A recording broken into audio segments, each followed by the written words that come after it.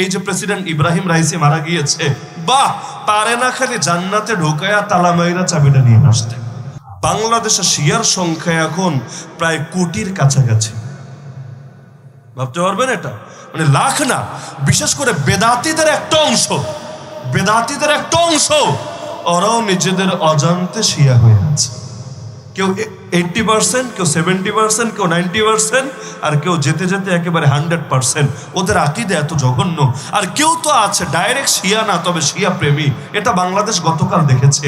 এই যে president Ebrahim Raisi মারা গিয়েছে, বাহ, পারে না খালি জান্নাতে ঢোকায়া তালা মাইরা চাবিটা নিয়ে আসতে। আরে যারা কট্টর শিয়া হিসাবে সারা জীবন সকলের কাছে স্বীকৃত, পরিচিত, বরিত, তার অতীত ইতিহাস যার ব্যাপারে সাক্ষী, খামেনি, সেই রুহুল্লাহ খামেনির সে যে একেবারে নিকটের লোক, তো সে আয়াতুল্লাহ খামেনির নিকটের লোক হিসাবে তার আকীদা কি, মাসলাক কি, কেন তাকে প্রেসিডেন্ট পদে বসানো হলো কিছু জানেই না। খালি হলো আল্লাহ মুসলিম বিশ্বের এত বড় নেতা মরে গেল। আরে কে মুসলিম? তাহলে 2 দিন পর তো বলবে আল্লাহ কত বড় কাদিয়ানি মুসলিমরা লন্ডনে থাকে। কাদিয়ানিরা আগামী বছর বাংলাদেশ 100তম, মানে একেবারে 100 বর্ষ পূরণ করে তারা ইস্তেমার আয়োজন করবে। তাদের মাথায়ও তো পাগড়ি দেখা যায়, তাদের গায়েও তো আবাকাবা দেখা যায়, তাদের গায়েও তো লম্বা জুব্বা দেখা যায়। তারা হুজুর না হলে হুজুর হবে না। বৃক্ষ তোমার নাম কি, ফলে পরিচয়। তো কিছু লোক তো ডাইরেক্ট শিয়া, কিছু লোক হয়েছে শিয়া প্রেমী, কিছু লোক হয়েছে ডাইরেক্ট সাহাবি বিদ্বেষী, আর কিছু লোক হয়েছে সাহাবি বিদ্বেষী প্রেমী। তো এই যে হালতগুলো চলছে, তাহলে পাকিস্তানের মধ্যে যেমন সাহাবায়ে কেরামের ইজ্জত, আজমত, হেফাজতের জন্য সকলে মিলে ওলামায়ে কেরাম ঐক্যবদ্ধ প্ল্যাটফর্ম করে সকল বাতিলদেরকে কোণঠাসা করেছে। এর জন্য একের পর এক জান দিয়েছে, কিন্তু আন্দোলন থেমে যায় নাই। সেই হক নওয়াজ জঙ্গি শহীদ হয়ে গেল, আরে সেই জিয়াউর রহমান ফারুকে শহীদ হয়ে গেল, আজম তারেক শহীদ হয়ে গেল, কিন্তু আজও পর্যন্ত সে আন্দোলন থেমে যায় নাই। তাদের উত্তরসূরিরা আজও পর্যন্ত সেই ঝান্ডাকে সমুন্নত রেখেছে। খালি আমাদের বাংলাদেশ পুরা কপাল, স্বাধীনতার 53 বছর হয়ে গেল, এই সেক্টরটা বলতে গেলে পুরোই খালি রয়ে গেছে। অথচ ইতিবাচক কাজও করা দরকার ছিল। আরে যেই দেশে মুআবিয়া রাদিয়াল্লাহু আনহুকে গালি দেয়, ওই দেশের উপর যে আল্লাহর গজব এখনো নেমে আসে না, এটাই তো বিরাট ব্যাপার। যাদের উপর আল্লাহ খুশি, যাদের উপর রাসূল খুশি, মুআবিয়া রাদিয়াল্লাহু আনহুকে রাসূল নিচে দোয়া দিয়েছেন, আল্লাহুম্মা জাআলহু হাদিয়াম মাহদিয়া ওয়াহদি বিহি, হে আল্লাহ তাকে তোমার দ্বীনের পথ প্রদর্শক বানাও এবং তাকেও হেদায়েতের উপর প্রতিষ্ঠিত রাখো এবং তার দ্বারা বিশ্ব মানবতাকে হেদায়েত দান করো।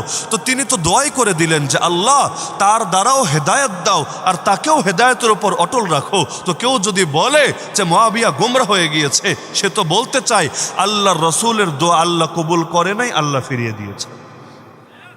কোরআনের মধ্যে আল্লাহ যে বললেন রাদিয়াল্লাহু আনহুম, নবীর সব সাহাবীদের উপর সন্তুষ্ট।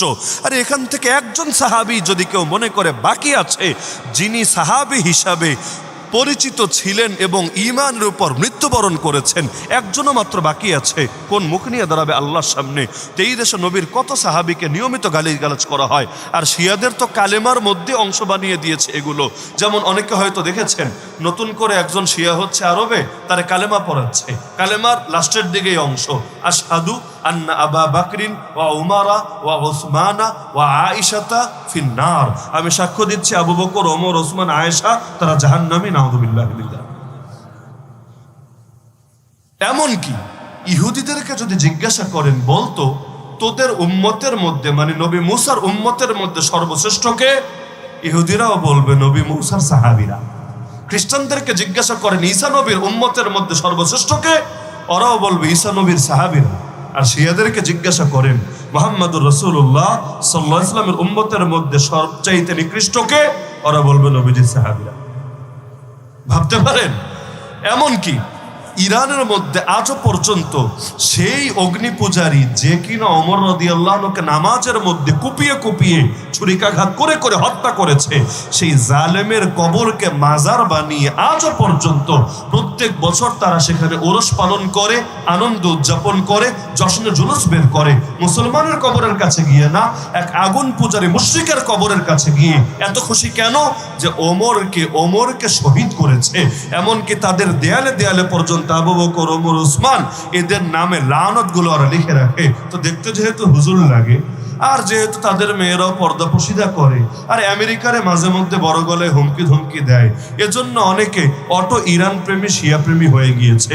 তো এই যে শিয়া কারা, তাদের আকীদাগুলো কি কি, নবীর সাহাবীদের ব্যাপারে আমাদের বিশ্বাস কি হওয়া দরকার, নবীর সাহাবীদের ব্যাপারে কি কি অভিযোগ আছে এবং সে অভিযোগগুলোর জবাব কি, এই কাজগুলো হওয়া দরকার ছিল নাকি ছিল না?